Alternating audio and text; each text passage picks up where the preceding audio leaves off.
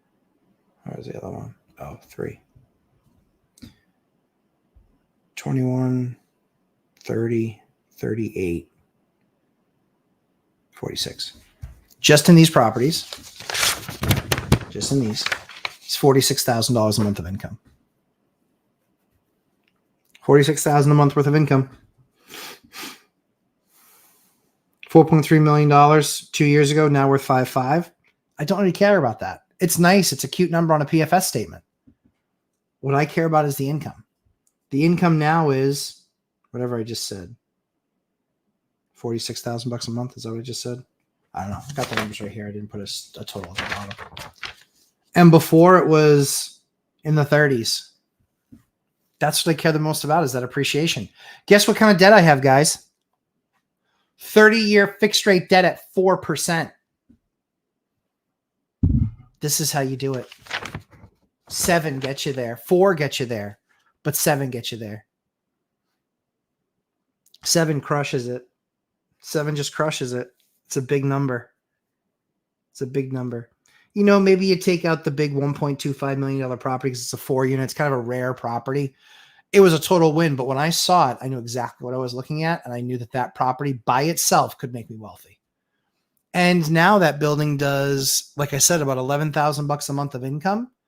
And I want to say the debt on that property, or that the debt service on that property,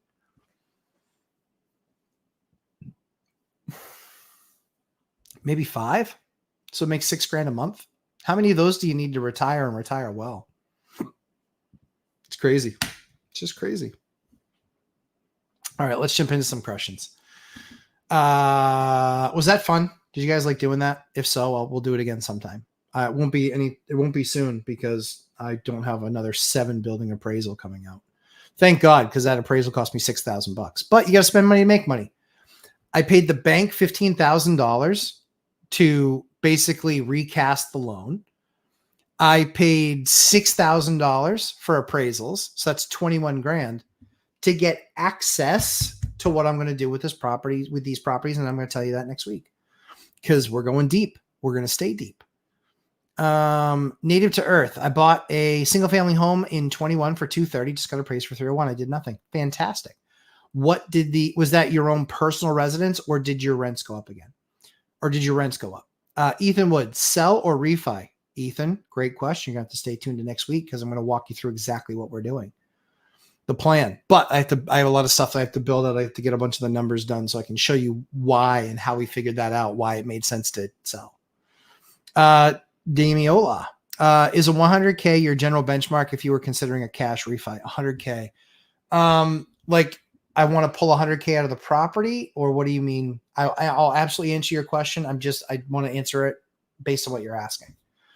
Jack Stewart, maybe I'm just dumb. I know you're not.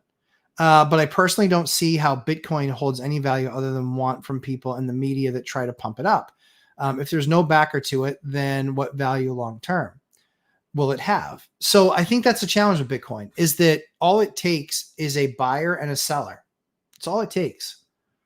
If I'm selling these pens for $10,000, I don't need 500 people to want that pen for $10,000. I need just one. And then that's the market. That's how free market works. I can name my price and you can pay it, and it's only worth what somebody's willing to pay for it. So in this particular case, there's organizations and there's companies that believe that the world is going to move towards this digital currency. Don't know. Don't have a crystal ball. I have some. I don't have any Bitcoin. I do have Ethereum. But Ethereum kind of trades at a fraction of Bitcoin. So it's fine. I could just get more coins. But I do have some Ethereum. But I didn't spend a ton of money on it. The way that I acquired it was actually kind of weird anyway. But yeah, that's how it stands. So for me, I want physical assets. Bitcoin is a store of wealth like gold. Depends on who you ask. Either way, Bitcoin pays me nothing until I sell it. Or unless I'm getting scammed. Gold pays me nothing unless I sell it. Property pays me just to own it. I get paid to own it. Which is the best investment in your eyes? I know which one's the best in mine. I know why I didn't want a 401k. I know why this is my 401k.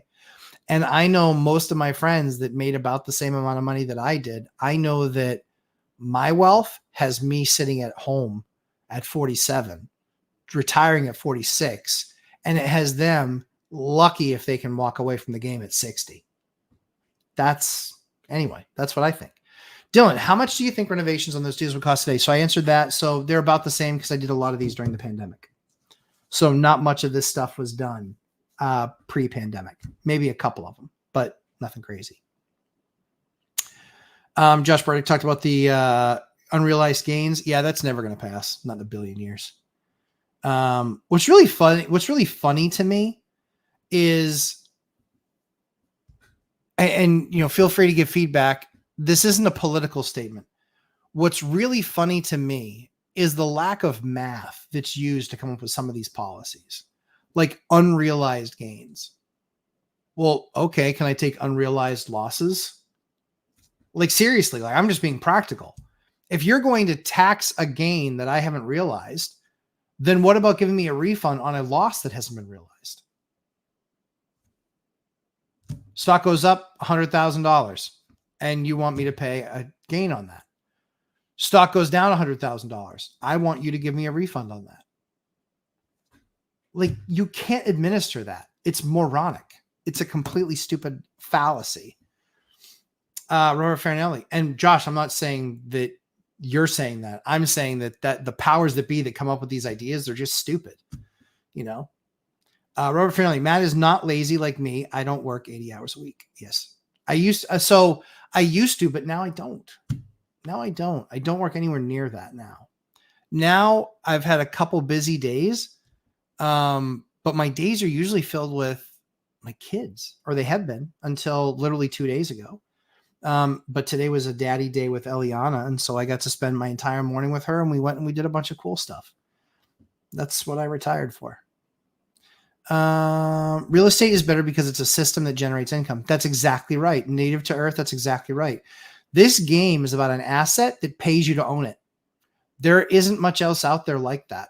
That's what I want. I want things that pay me to own them. That's a huge thing.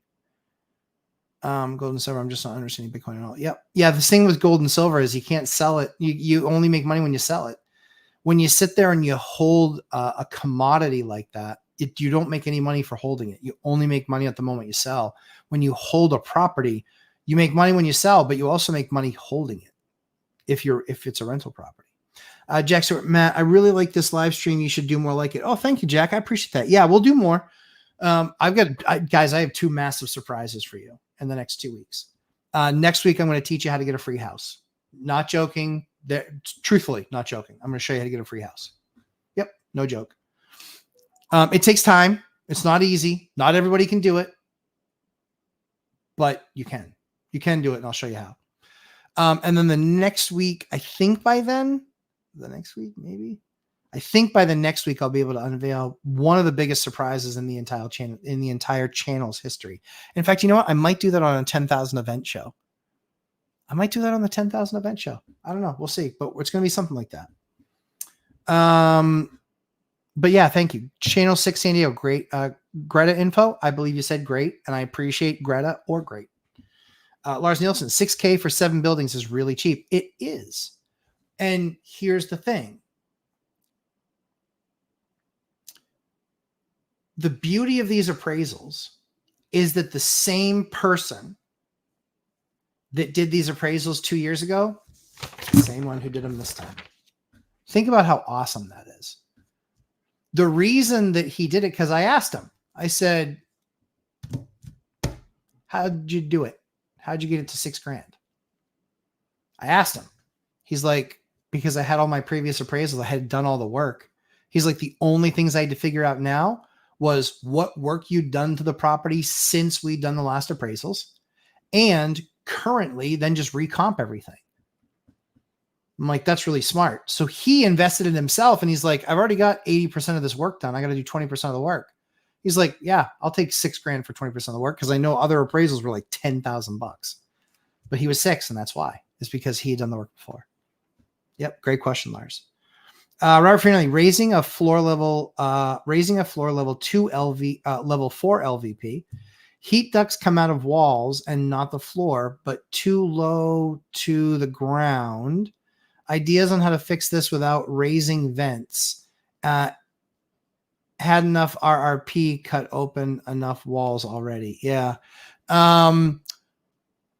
Look for the diagonal. They're shaped like this, floor vents, and they sit on this plane. So this sits down on the floor like this. So look at some of those floor vents that don't come out where they have the big, huge lip.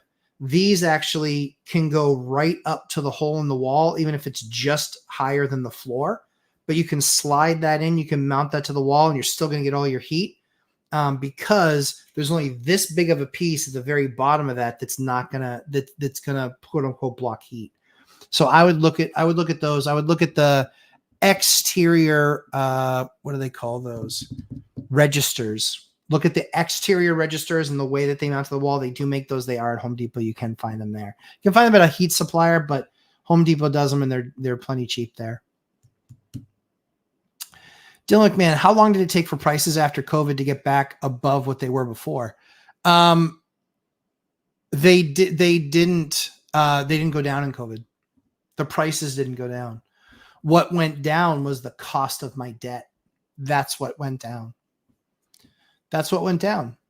For so many, the pandemic was a nightmare. For some that were ready to see who was swimming naked, made a lot of money. A lot of money. A lot of money. My wealth, but I bought a ton of property, but my wealth easily tripled during that, because I was trying to bail out people that were dying, not literally, but figuratively. They were dying because they couldn't pay their bills. They still had stuff that had to be fixed and updated in their properties. They were already living on the razor edge. And so when somebody wasn't paying, like, it was already putting them in a bad spot. So people were just like, damn, I got to get out of this. And I believed that the world wasn't going to end. I believed that the world was going to go through it, but I believed that it wasn't going to end. And so that's when assets go on sale, is when people are scared. And so others were scared. And I said, listen, if it all goes to zero, then we're all at zero. But if it doesn't, buying these assets, I was buying with debt at 6 and 6.5 just a few months earlier. And now I was buying at debt of 4. I was buying at debt of 4. Do the math. And these people couldn't escalate the prices fast enough. They're like, oh my word, we just broke a record with how much we sold that for. Yeah, and you were still 100,000 light just based on the debt. You were still 100,000 light. Yep. You were still 100,000 light. I had properties that I bought. I bought one for $1.35 million. And that property right now is probably worth $1.9 million, $2 million. And that was 2.5 years ago. I paid $135 for it. It's just math. It was math. I could get the debt at really, really cheap. I got the debt at 4. And that particular property, that debt's going to reset because I couldn't get that debt any cheaper. And it's 7-year debt. When's that going to reset? So it doesn't reset for another like 3 years. But when it resets, it'll be fine, because the rents in that building cost wise is maybe $9,000, and it does 17 a month. So, that building makes $7,000 or $8,000 a month. Building makes a lot of money. Let's see. Personal residence renting a room though. First house act. Good for you, Native Earth. That's exactly the way to do it. Love that. Love it. Dylan, great info. You're welcome. A lot of info, LJL. Thanks, Larry Bird. I appreciate that. Channel 6 San Diego, right before I logged on tonight, made an $18K offer. He just came back at 24. Lot is not on MLS. Got it through county. Okay.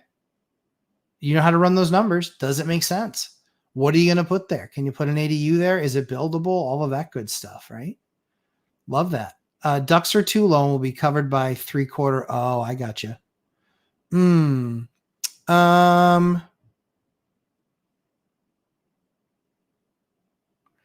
Yeah, I don't know if that's going to be covered by the OSB.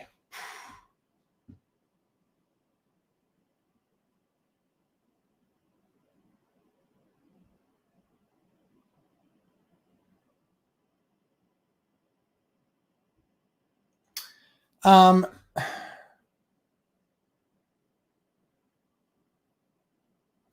you could notch the OSB, and then put like a redirector on there where it's basically like it's slide, and you can have a piece of ductwork made, but you could slide it on, but have it like up at an angle like this. So you cut back the OSB, you slide that piece on, and then you just build something around it where then, maybe you have like a little, it comes this far off of the wall. I mean, that's the only thing I can think of to do in that case. Without, I mean, that's just a bummer of a situation. That's a challenge for sure. But that's what I would do. I would look to see if I can get some angled piece of ductwork to get it just angled and higher. And then I would just build a tiny little box around it and make it almost like ornamental. Dylan McMahon, how much would you pay for these properties today with the same work needed to be done that you did? Good question, Dylan. I mean, case by case scenario, but it's hard to say, only because yes, construction prices have gone up since some of them have been done, but not all of them. And it would still be a cost analysis. So all of these buildings returned to me well over 20% returns, but they did 20% returns year one after I did whatever little tiny projects needed to be done in these properties. So it's really hard to say it's truly a deal by deal basis. That's why I look at as many deals as I do, is because I can then look at the field and I can say, these are the 10 that are out there, the 20 that are out there. This is the one. It has the most opportunity. We just had one today. This was a property that I bought during the pandemic, 2021. Bought this building. It's a 3-unit. I thought it had 3 2-bedrooms in it because that's what the tenants told me. And the tax card didn't say. There's one that's a 3. There's another that's a 3. There's one that's a 2. But one of the 3s actually has a walk-up attic that isn't finished. And it's all insulated. It could easily be finished for probably 15 grand. Then I got a 4-bedroom. So it really was a 4, a 3, and a 2, not a 2, a 2, and a 2. I bought it like it was a 2, a 2, a 2. And yeah, I'm going to do really well. Even if it was only what it was, I still would make a ton of money. But now that I got value, where I was just kind of like, when I saw the building, I was like, that upstairs isn't lived in. And I could tell because of the type of window that they had there. It was an old wintry window. I was like, that could do something. But yeah, so it was a gamble. But the tenant said, well, there are 2s because they didn't want to get their rent raised. Oh, excuse me. Yeah, see, a long day.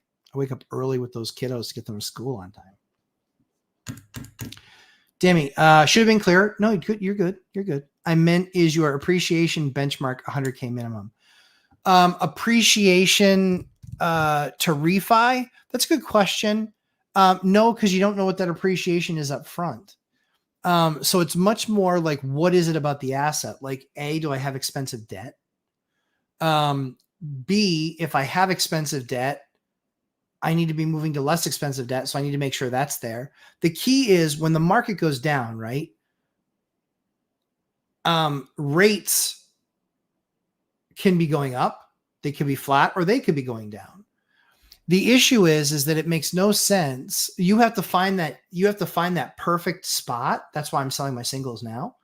You have to find that perfect spot where the market at 7% says that house is still worth 400 and you're still making 200 grand at the 400, right? And people are still willing to buy it with 7% debt. But if that debt went down to 5, that makes it more buying power for that end user. Or for the new buyer. But for me, I only care about the rent, and that rate doesn't make any difference to the tenant. So I look at it and say, I'm culling my portfolio, looking at it going, geez, I've got 52 buildings. These 45 I really like. These couple I love. And these 2 or 3, you know what? We have difficulty with tenants. We have, when we're looking at the project, we've done the work that we wanted to do at the place. And the next step of work might be $100,000. And you're like, you're never going to get the returns on that. So you got to keep it clean, safe, and affordable. So we just call the inventory. Like we just look at the portfolio when we talk about it. We're just like, you know what? That building, it's got a lot of value. Or it can be a value play. We're selling one property for $425,000. I believe, and I want to get access. I only can get 70% loan to value. So $425,000, I can only get value of about 300 out of it. Well, I owe like 250 on it, so I can get another $50,000, but at like 9%. I don't want to redo the loan at 4%. I can't redo the loan at 4%, so that's out. So I can redo the loan at 7%, but then I make that much less on the building. So I really want to get access to that $120,000 extra. So that's what I do.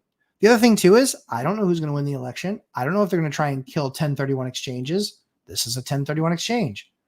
I wanted to do a 1031 exchange because I said I feel better off having, hundreds of thousands of dollars to go buy something else, even at 7%, but be done with that exchange and be into another property that I want to be long-term with. Because this particular asset, I said, I want to tap into that extra $120,000 worth of equity. So that's why I did that. So it's really kind of, there's no hard and fast number. It's really how I feel about the property in the portfolio, who the tenants are, what work we've done, what's work's left to do. There's a lot of criteria to kind of wade through and see what's going to make the most sense.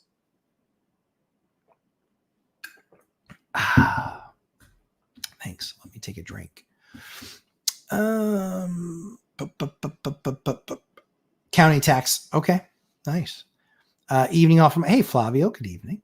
Grantley, Arizona real estate agent. Looking at buying a personal house for $350K on a 2.5 acre lot. Okay. Extra 1 acre, if split off, would sell for 100 to 115, and the house would sell for 400 with extra space. Found it off market with a mailer. Grant, love that. Absolutely love that, Grant. The one thing that I would do, Grant,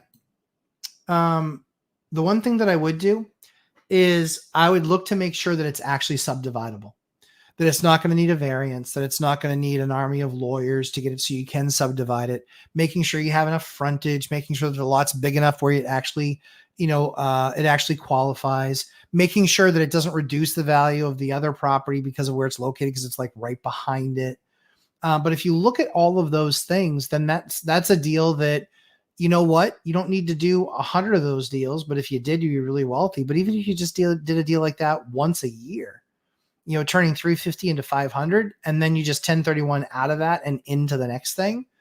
That's how I helped build my empire. Was I 1031 out of stuff and I got it into other assets, that I thought that there was better and more upside.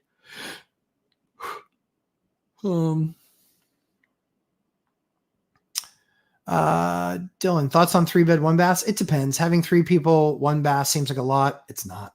Up in the Northeast, it can be 4 to 1 or 5 to 1, because these houses up here, they were built when men were men and women were women, and they just sucked it up and they just lived life. So I have a bunch of 4-1s. I have a ton of them, and they rent out great. Tons of money. Matt, unrealized gains is so scary to me. I get it, but they'll never be able to do it. It's not ever going to happen. They will. It is impossible to manage even with 87,000 more IRS agents. It's impossible to manage. The people that they'll focus that stuff on is people that are worth, more than $100 million. That's where they'd focus that stuff, because they hate people that are successful. Unrealized gains is so stupid. Yep. How would someone pay for something where someone has no actual cash to pay? Exactly. What am I supposed to do? Get charged taxes and pay a tax bill on unrealized gains, but I don't have the money to pay for it. So what's that do? It forces me to sell, but it forces me to do a distressed sale. That's why it's like, those people are idiots. They've never run businesses before. They're complete morons. Just Brick, I tend to agree with you on unrealized gains issue, but I don't doubt the stupidity of those running on it. Oh yeah, I don't disagree with that. The cackling hyena. Can you explain exactly how they get appraised value? Yeah, they get appraised value based on comps. Your property to somebody else's. It's the same way that we build a rent box. When you look at how a rent box is comprised, that's part of what gave me the idea. I'm looking at it and I'm like, I need to run a comps on other rents, how they're done, and it's like 15 categories, right? If you've seen the rent box, it's 15 different categories. Those 15 different categories are what matters to how you assess the value of your rent versus what the market is. It's the same exact thing with appraisers. Same exact. They look at what sold that's like it within a certain area. And then because it's an investment property, they'll also look at the rental income just to give that a little bit of weight. They don't give it a lot of weight, but they give it a little bit. Jack Stewart, Native Earth. Thanks. I'll take a look at those later. Yeah, I'm not saying I wouldn't invest in Bitcoin. Yeah, yep. Just uninformed about the topic. Yeah, I'm plenty informed about Bitcoin. I completely understand it, how it works. I get it. But for me, I believe that we're going to continue on high inflation. And I believe that the dollar is, continues to, it's going to be interesting to watch what it does.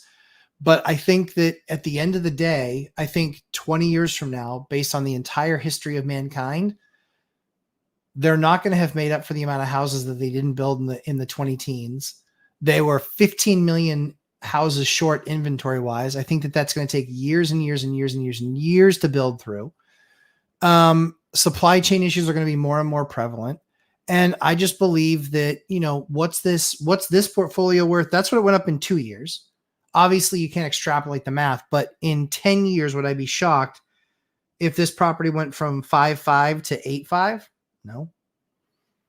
Or 5.5 to 7.5? No. Would I be shocked if the rents went from 48 to 78 or 68?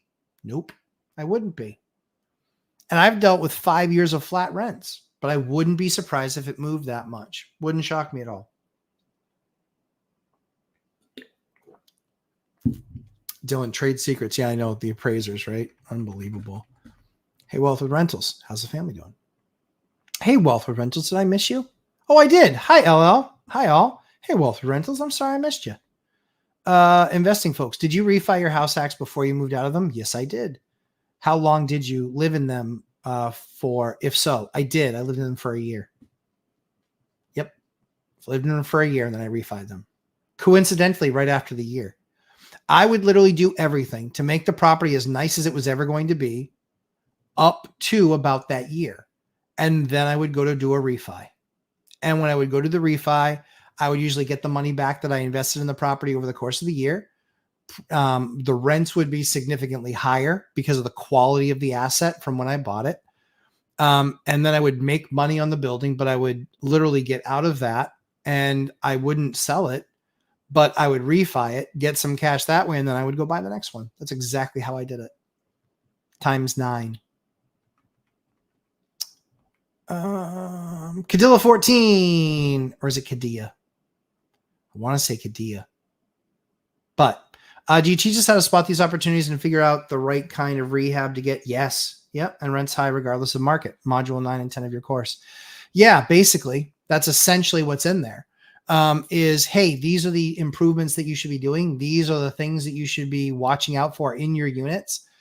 Absolutely. That's all the stuff that's in there. And then in the boot camp, we go nth degree deeper. When we get into the boot camp, that's when we're actually discussing your specific properties, your specific things that you're looking at. Dion does some of that stuff with like property reviews. We go a little bit different of a track because we'll talk about buying undervalued assets that need work. We'll talk about not necessarily projecting, hey, in 10 years, this is where this market's going to be. That's really hard to do. What we're really more focused on is if you make these right improvements, look at a rent box, work it backwards, then see where those other properties are that are as nice as yours or nicer, make them equal and then different and better. And then we're commanding the top market rent. That's where we get to. And that's where the extra margin comes in. It's not magic of how I get to 20% returns. It's not magic. It takes time. Takes usually a year or two, sometimes 3, but we get there. And it's because we are able to lower our maintenance costs. We're able to lower our contractor costs. We're able to give the tenant a better experience so they stay, so we have less turnover. But we're also not sacrificing market rent. There's plenty of landlords out there that are happy getting 15 or 20% less than market rent because they have a tenant that doesn't bother them. In fact, I think that was something Dion and I talked about in our video, which was the bullshit to money ratio. The bullshit to money ratio is very real. It's very, very real. And I focus a lot on the bullshit to money ratio because, like that tenant was really annoying tonight. They were annoying. I don't mind when something breaks, but when something breaks, we fix it, we take care of it. But the fact that you've got a water dot on your tile in your bathroom, why are you calling it 9 o'clock at night? It's not actively leaking. It's not an actual problem. So just make that's where it's like a little bit of a screws loose, because I don't call them when rent's a day late. And trust me, it's been a day late. Let's see. In your city, can you divide a single family residence into a duplex without engineering and plotting? How about you separate into 2 condos? It depends on the scope of the project. That's what it really depends on. In the particular case where I took a duplex that was a single family that I bought as, and I turned it back into a duplex, I only had to put in a doorway. That was it. That's all I had to do. I just had to put in a doorway. So that's what I did, and worked out pretty well. Let's see. Ethan Wood. Nice. Our family. Maybe I should have gone with TNC offer to refinish. But nails were popping out and possibly had some lead paint on it. Yeah. So, I mean, we're doing this on a project that we have where we are going to chemically strip a floor, and we're going to see how that looks. We're going to chemically strip it. We don't want to test it. We don't know what it is. But we're just going to strip it, because if you strip it, there's no dust or sand or anything like that being created. It's just you're stripping it. So we're going to strip it and see how that goes. We're going to start that this week, see how it goes.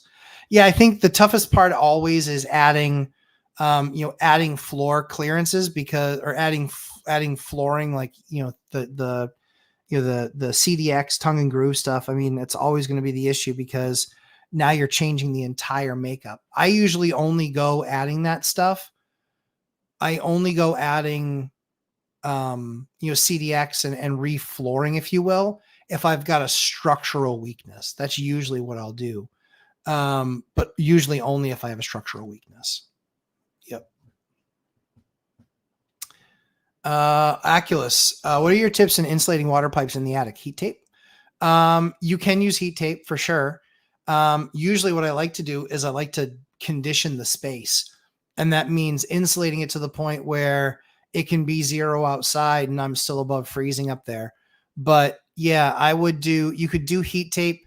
You can also do like regular foam insulation, where it's like the yellow stuff and then the wrap that's around it, and then you can fix to wrap that. Just make sure you're doing your corners too. But yeah, you can also condition the space, put a bunch of insulation up there, and then just add, 1 piece of heating where you can just set the thing to 40 degrees. And that way, that it's always going to be 40 degrees in that attic. And that doesn't freeze. People are like, yeah, stuff still freezes at 40. It doesn't. Water doesn't freeze at 40. Science. Can you walk us through the process of seeing if this deal is worth doing? Can you walk us through your process of seeing if a deal is worth doing? That's in the course. I think it's in the course. Way too much to cover in 6 minutes, or even a half an hour. To me, it's very simple. I'll cover it at a 30,000 foot view. I look at what do I need? What is my purchase price and my investment that I'm going to need to make in making it nicer? What's that number look like that I have to put in out of my pocket? What can I refi and get out of it? What am I going to leave behind in the deal? And then at the end, what's that market rent going to be? Because I know what my rent box is. I know exactly what it's going to look like when it's done, because I've done it 75 times. I know exactly what the rent's going to be because I've done it 1,000 times I've rented a property after I've rented it. And so when you know those 2 things, that's why the course sets you up with the rent box, because that's exactly what I just talked about. That's how I value what this thing's going to look like when it's done and how much I know I can rent it for based on what the market is doing. And then the second thing is we talk a lot about contractors and how much time, effort, energy it is to getting quotes and seeing what their prices are. That's why we do that part, because then I can walk a property when I get really good at it. I can look at it and go, interesting. Yep. I know exactly what this needs to look like. And this is what it's going to cost me. And this is what my costs are going to be on a monthly basis when I refi. And I think, and it's just horseshoes and hand grenades, but it's all process. So it's rent box. It's understanding what everything costs to do it. And then it's understanding what your acquisition cost is. And then it's understanding how much money I'm going to have to take down and put out of pocket. Then it's, am I going to do a construction loan or a 203K loan? Those are the different breakdown pieces where I then, it's not just set of like, hey, this is the yield or the return that I need. I don't do it that way because I'm buying an asset that I want to put money into because I like fixing them up, because that's where the home runs are hit. That's where you get to 20 points. That's where you get to 20% returns, not buying a turnkey property. A turnkey property, you're lucky if it offers you market. You're lucky if it offers you market rents. Ethan, how's my wife been handling me being retired? She loves it. She loves it. Yeah, it's really good.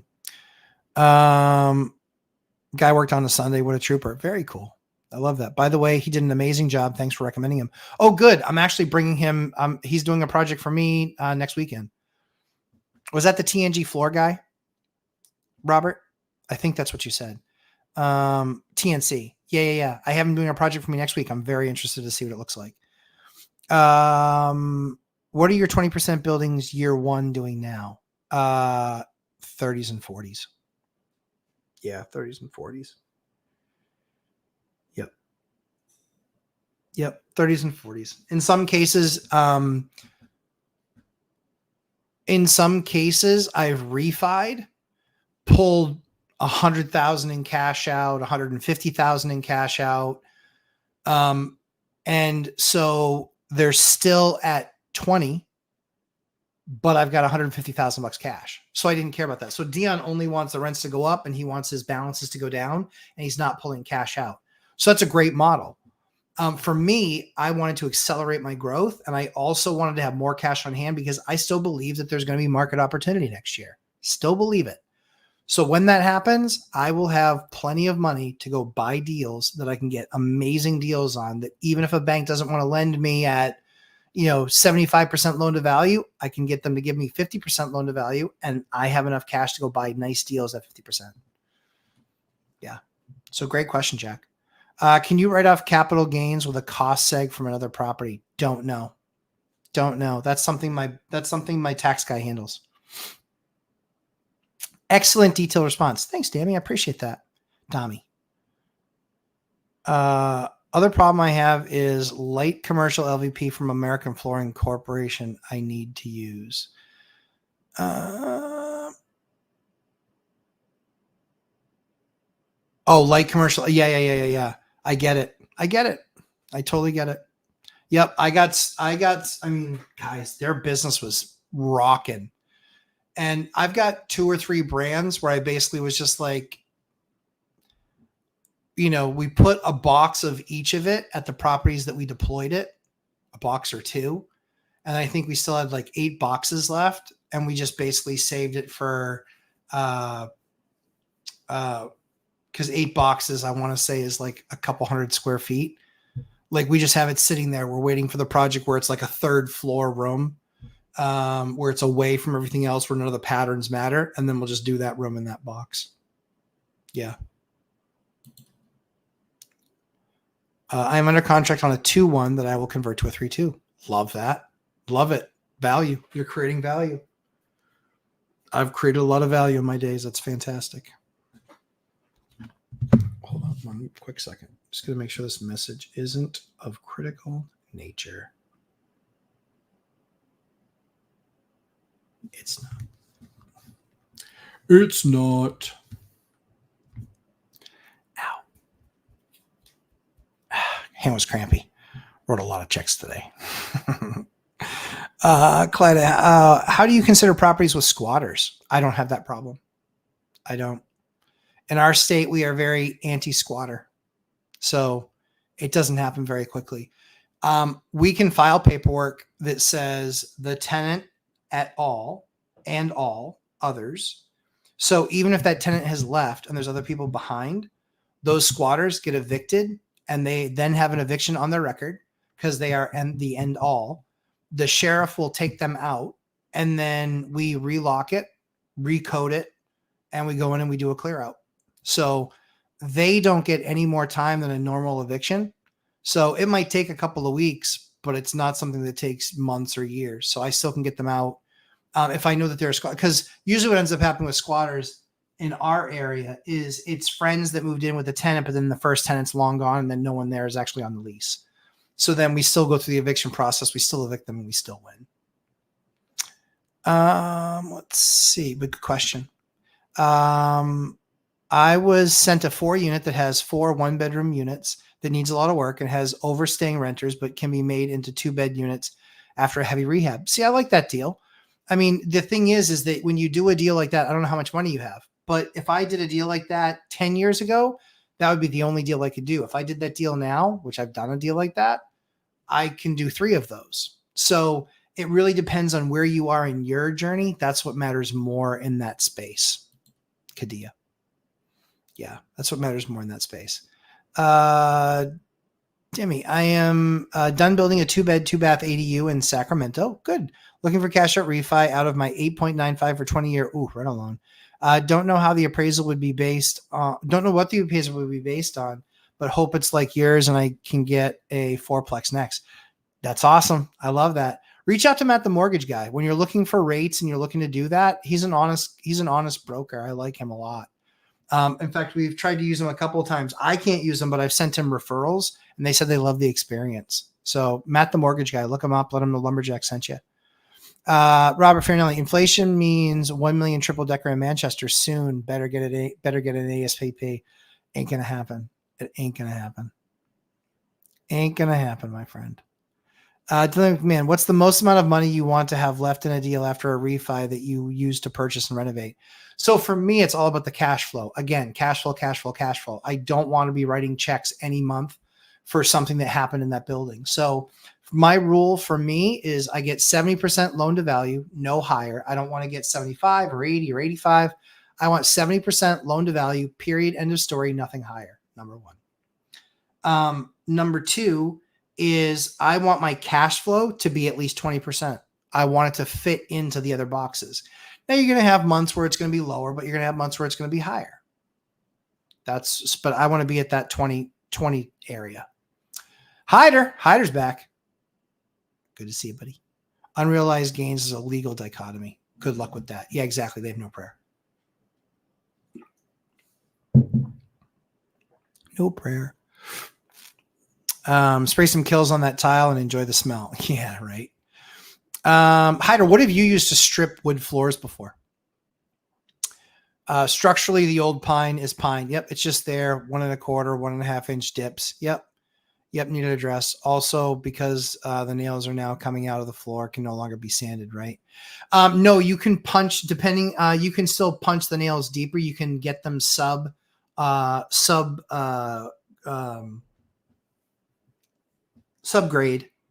You can get them subsurface. So we do that in some of ours where, sometimes when they're not careful, they'll go through and they'll just grind off a bunch of the heads. We don't want to see those shiny little heads. So we'll actually go through, we'll see how much space that they have. And if some are right there at the surface, we'll counter punch them and get them sunk in the wood a little bit. That way, when they take their 1/4 of an inch off, not quarter, but 1/8 of an inch off of wood up to 1/4 of an inch of wood, when they take that off, we're still okay. So we do that too. Yeah. Everyone needs to do the course if they haven't. Oh, thanks very much, Jack. Just hitting the like button. If you haven't, then you should. Matt's out there throwing enough facts to choke a donkey with. Now I'm throwing enough facts to choke donkeys with instead of just choking them with my cash flow. But yeah, I appreciate you guys. I mean, listen, if you don't believe that I'm real after the stuff that I take you through on watching any one of my lives, learn from someone else. But I am more in it to win it every single day than anybody else. And I know all sides of it. Buying deals, managing assets, rehabbing properties, massive construction projects. There is nothing I haven't done in my investing career. Nothing. I haven't done that's not true. I have not done a ground build up because I think that they're too easy. I think everybody can do them. Every builder can do a ground up, but doing these rehabs on these old buildings, the crap that you find, it's unbelievable. It's unbelievable. To get some rest, wealth building journey. Good luck, my friend. Hey, congratulations. All right. Good job, Chester. Good luck, my friend. Good luck. Congratulations on your first. Congratulations. I can figure out how to use a chemical stripper, or I believe I can use an orbital sander. If you use an orbital sander, it's going to create dust. It's attached to a HEPA vacuum. Yeah, I've still not seen any of those where I did buy a Euroclean GDR 650 HEPA vacuum filter for RRP. I mean, that's a great, I mean, that supposedly is going to take care of it. I think the thing that you'll find is there's not enough power in that to get it off the wood floor. But you could use, and you could be going down a slippery slope, but usually when you use something that's like underpowered, usually you have to use like a really heavy grit sandpaper. So you got to do like, instead of starting off at like 80, you're starting off at like 32 and you're literally grinding up that floor. But then you go, but you're going to take a lot more wood. So you're going to do like 32, then you're going to do an 80, then you're going to do a 160.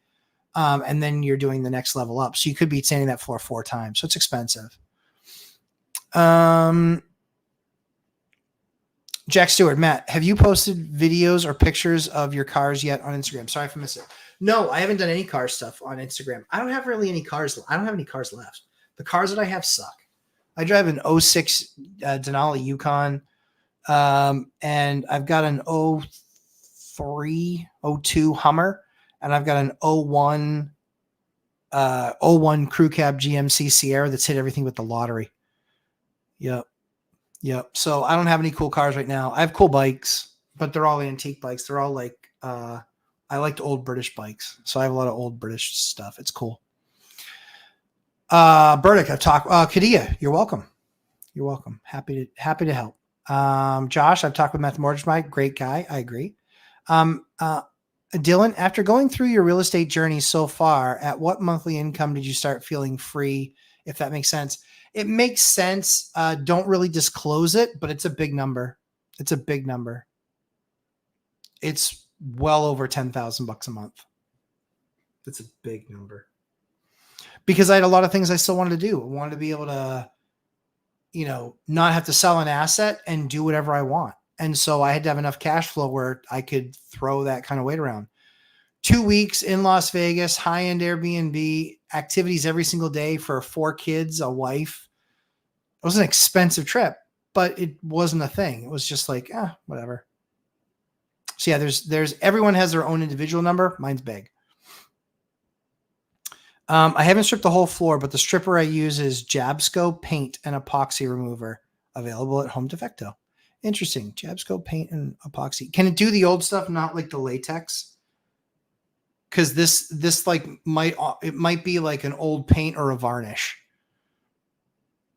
A property has 2 houses. One needs a lot of work, one big garage, and a big lot in the back. Can you rent the garage and the big lot in the back as parking lot while they sit on the lot that have the 2 houses? It is confusing. Yeah, you can. I mean, that's really a zoning thing. So I would bring that, in all honesty, I would bring that thing to zoning and say, this is what I want to do. Can I do this? And they would say, yes, you can. Or they would say, no, you can't. You can say, great. Can you show me where it says that just so I understand? So I understand what I would need to do in order to change it. You can do that. Dylan McMahon, course is great. About to go through for a 4th time. That's awesome. Thank you, Dylan. I appreciate that. I love it when you guys love the course, because it means that my 22 years means something to more than just me, because my 22 years changed my life.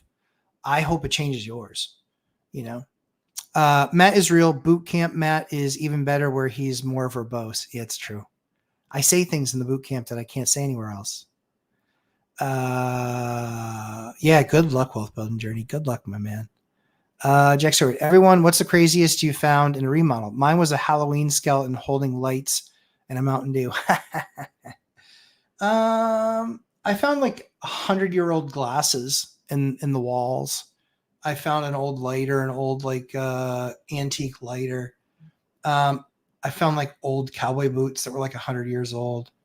Nothing really amazing. Nothing that really like blew my socks off. I'm still waiting to open up the wall and find a Ted Williams baseball card rookie. That's what I'm looking for. Toy cars behind you is what I was talking. Oh, okay. I'm an idiot. Sorry. I haven't shown any of the toy cars yet, but I will. I'll get some close-ups of stuff up there. And that's only a fraction. I have a problem. That's only a fraction. A very small fraction, I will add. I've got a lot. And as many cars as I have twice as many planes. I think I have. I don't want to tilt that. Oh, you know what? I can do this though. Let's see if I can do this. Let's see if I can do this. Ooh, that's scary. Oh, I see. It's because it's hitting a wire. So here, we're going to try this. This is a horrible experiment. So you see those totes? There's 4 of them. There's another 4 and another 4. And those are all full of planes. So that's part of the remodel here in the studio. It's about 1,000 planes. It's pretty awesome. Oh, I love old British bike. 1943 BMW is my all-time favorite bike. I've ridden that bike. I've actually ridden a bike. I've ridden that bike. Norton BSA Triumph. I have a nice collection. I've got a lot of bikes. I used to ride them a lot, but then I had kids and I don't ride them very much anymore. I used to race them. Not legally. Let's see. All-nighter hider. You need special strippers for lead that the Home Depot doesn't sell. Paint stripper. What's the stuff that you've used that you like, Robert? Dylan, the 20% cash flow you're aiming for, is that based on down payment and renovations or money left in after the deal? That's based on when I finish a property and I'm going to rent it. So that is after reno. That's after reno returns. Yeah. Yep. I want to see 20%.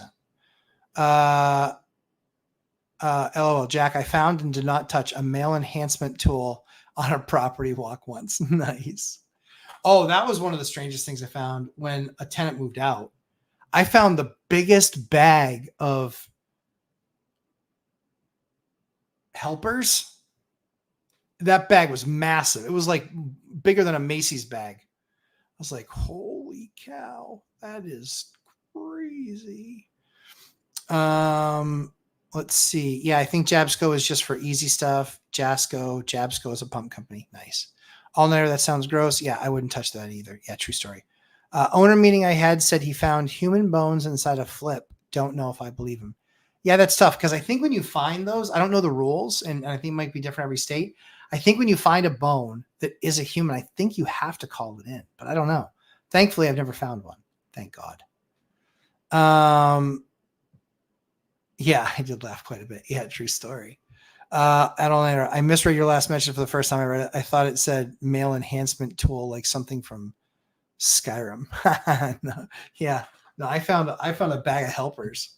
I was just like, oh my goodness. And the problem is that I knew the house, like I knew the tenants, and I was like, oh man, don't want to run into those people again. That's gonna be an awkward moment.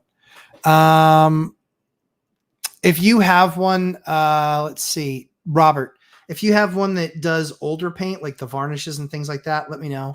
Cause that's what, this floor is kind of like stained or whatever. And so I just want to roll it on, and I don't want to sand anything. I just want to roll it on and scrape it. Like when it, does the bubble up thing. And there's a lot of those that kind of do that. Like Auto Stripper does that really well, but I don't really want to use the Auto Stripper on the wood. I think it might affect the wood. But yeah, if you've got a name, Robert. Oh, there it is. Sorry, a little confused. 20% return. What you meant is after the refi based on money left in. No, I mean, after refi money pulled out, I make sure that when I pull the money out, that I'm not pulling out more than what that would then take me sub 20%. Let me know if that makes sense. Blue Bear Let Out is the stripper I use. It's a good soy based on where you add a power to the bandsaw with the lead to make it non-hazardous. What?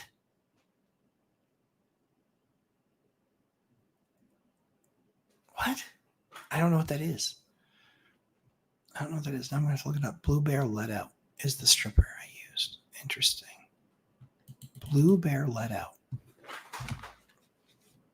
Now I got to see this stuff.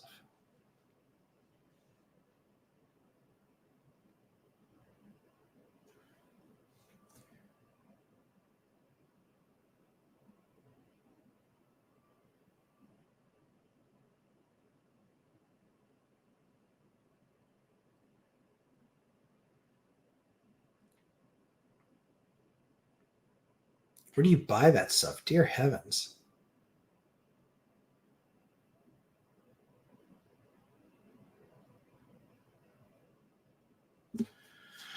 Bonds to the lead to make it so your body can't absorb it.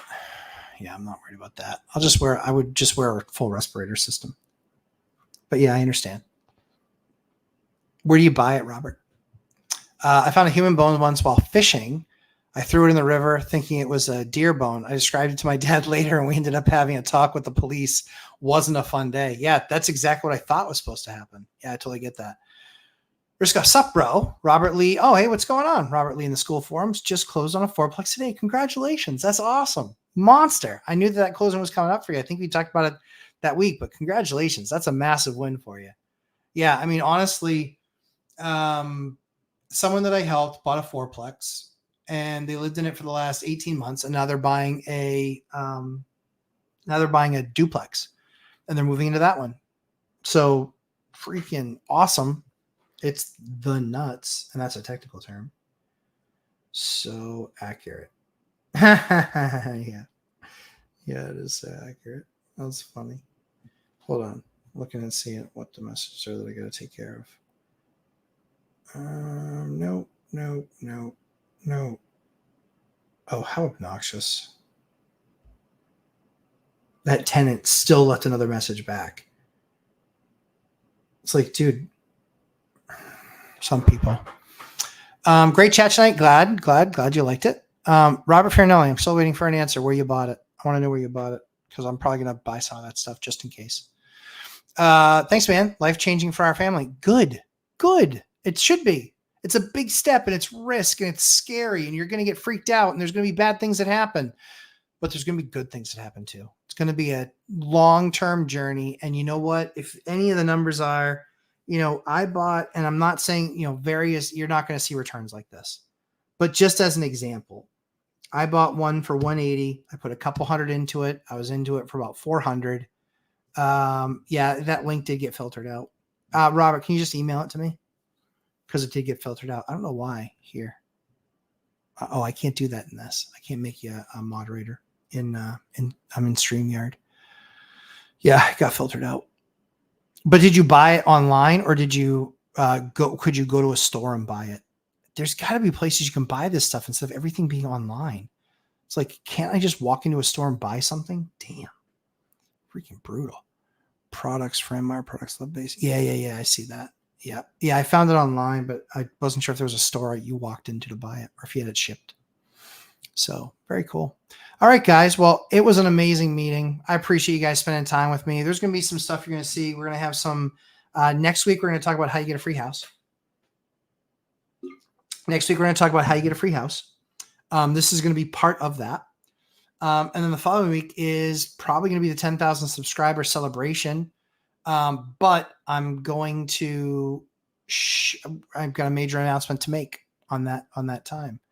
The company that makes it. So you can only get it there. So you don't have distribution anywhere. Got it. Guys, have a fantastic week. Congratulations on all your wins. Chester, congratulations. That's awesome. Riskoff, congratulations. Guys, congratulations on your wins. Keep on doing what you're doing. Keep on making the steps. If you feel like this information is valuable to you, give me a thumbs up, forward it on to a friend and say, hey, listen, just watch this guy. He's going to make you a better investor because I believe I can. Just because I've been doing it for over 20 years. And then if you really feel like you need that extra oomph, that's what the course is there for. The course is there if you want to get better at the trade. So I hope you guys feel absolutely have a fantastic night. 10,000 subscribers. That means Matt's hosting an event now. Yeah, I'm going to be exactly. I know I'm going to be doing a special event for everybody. And we're going to have some cool stuff. But yeah, I'm excited to do that with you guys.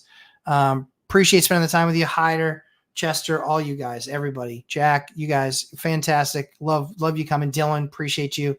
But yeah, all you guys, everybody, all you guys to come and hang out with me. I really appreciate you guys.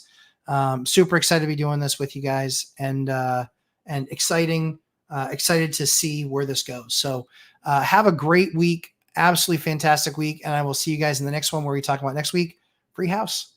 And then the next one is a pretty awesome thing that I'm going to do for the community. I think it's pretty awesome. But I have a big surprise for you guys in a couple of weeks. So hope you have a great week. Hope you have awesome week in front of you. Have a great one, and we'll talk to you again soon. Take care, guys. Oops, I got to do it with this hand because I got to shut it down with this hand.